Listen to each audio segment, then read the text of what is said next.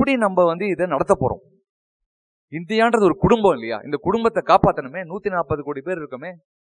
அடுத்த ஒரு டேட்டா சொல்றேன், இன்னும் தலை சுத்திரும்.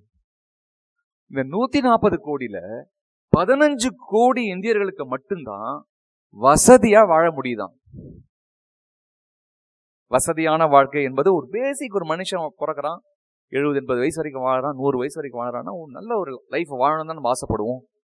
அப்படி பார்த்தா மொத்தமே 15 கோடி பேருக்கு தான், அதாவது 150 மில்லியன், 1450 மில்லியன் பாப்புலேஷன், அதாவது 140 கோடியில 15 கோடி பேருக்கு தான் நல்லா வாழ முடியுது, சிறப்பா வாழ முடியுது, செம்மையா வாழ முடியுது.